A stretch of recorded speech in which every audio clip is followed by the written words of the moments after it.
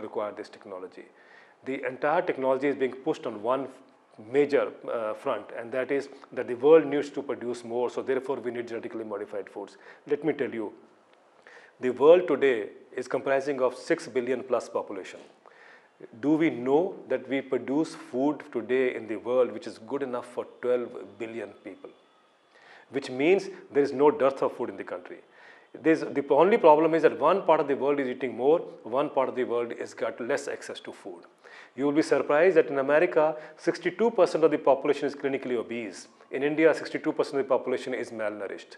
In America, there are more weight reduction clinics. In India, there are less ration shops in India. The challenge for us is to provide more ration shops, to provide more access to food, then to give this illusion that there is shortage of food. There is no shortage of food. Secondly, it is being said by the GM industry that today in the world, 854 million people go to bed hungry. By 2015, the number of hungry in the world will have gone up to 1.4 billion. So therefore, the world needs to produce more, so therefore you need genetically modified crops. You know, it's very interesting. Everywhere, this is the kind of propaganda that is being unleashed by the industry. And every government accepts this. But the reality is, we don't even have one crop in the world, genetically modified crop, which produces more than what is being produced today. In fact, all the crops that have come into market so far, and most of them are genetically modified soybean and so on, and corn also, they are producing less than what is already existing. So which means genetically modified foods or crops are not actually producing more, they are producing less. It is said that nearly 70% food produced in the US contains some kind of GM content in that. Given the fact that there are so many US food chains operating in our country, isn't it the risk that we are already eating the GM food? Yes, we are already eating GM food. We have raised this question a number of times.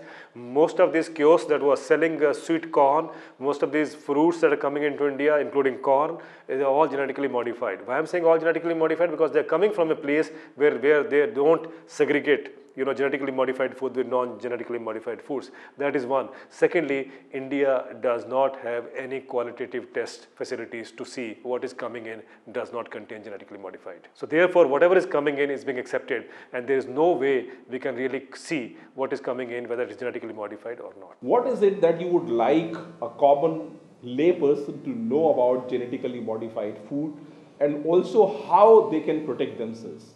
What consumers should do to protect themselves? Well, I can tell you, the answer lies in you.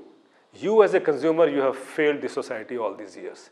Whether it is cigarettes, whether it is alcohol, or whether it's all kinds of, whether it's trans fatty acids, everything that was unhealthy for us has been pushed onto you, and you have accepted it. It is now your time to stand up. It is now your time to stand up and be counted. Let me tell you, if you as a consumer stand up and exercise your voice that this is not the kind of food that you want, I can tell you all these companies will go away, and you will ensure a very healthy and an environmentally clean world, obviously, and plus a kind of a healthy future for us and for your own generations.